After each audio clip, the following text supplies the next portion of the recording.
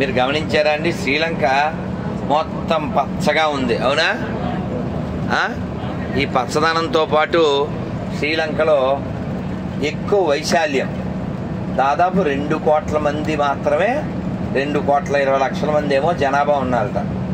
ఏంటి గట్టిగా అంటే ఒక హైదరాబాద్ మీద కొంచెం పెద్దది ఏంటి జనాభా విషయంలో, కానీ స్థలం వైశాల్యంలో చాలా పెద్దది. ఎక్కడ పడితే అక్కడ చెట్లు చెట్లు చెట్లు, కొబ్బరి చెట్లు, అరటి చెట్లు, ఆ చెట్లు ఈ చెట్లు. శుభ్రతకి కరువు లేదు, గమనించారా? మీరు చూడండి, ఊళ్ళు కానీ పట్టణాలు కానీ ఎక్కడికి వెళ్ళండి clean green, green Sri Lanka, clean Sri Lanka. ఎక్కడ చెత్త కానీ ఏం కనబట్టలేదు మనకి. ఇన్ని రోజుల నుంచి ప్రయాణం చేస్తున్నాం కదా. Very nice Sri Lanka and very polite Sri Lanka. ఎవడు రఫ్గా లేడు, ర్యాష్గా లేడు, వినయంతో ఉన్నారు. వీళ్ళకి దేశభక్తి ఉంది అనడానికి వీళ్ళ రోడ్లు చూసినా వీళ్ళ పల్లెలు చూసినా మనకు అర్థమైపోతుంది. మనం కూడా గొప్ప దేశానికి, గొప్ప సంస్కృతికి మనం వారసులం. కాబట్టి మన దేశాన్ని మనం భౌగోళికంగా కూడా శుభ్రంగా ఉంచుకోవాలి. దానికోసం ప్రాజెక్టు ఏంటది, ఏదో పెట్టారే, క్లీన్ ఇండియా, ఏంటది స్వచ్ఛ భారత్. అఖండ భారత్ అనేది తర్వాత విషయం, ముందు స్వచ్ఛ భారత్ రావాలి.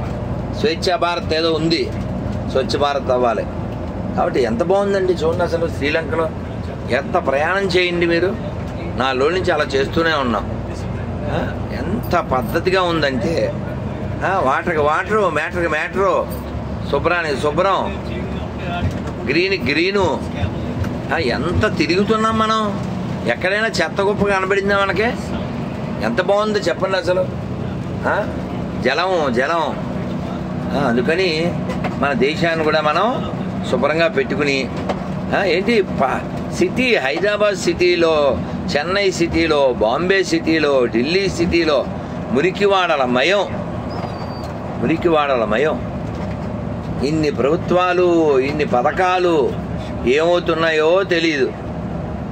అందుకని దేశం పట్ల నిష్ఠ, భక్తి ఉంటేనే దేశం ఇలా శుభ్రంగా ఉంటుంది. ఏదో ఒక ఏరియాలో శుభ్రంగా ఉందంటే పోన్లే అనుకోవచ్చు. మన దరిద్రులు తిరుమల లాంటి గొప్ప క్షేత్రాలను కూడా దాన్ని పాడు చేసేస్తారు.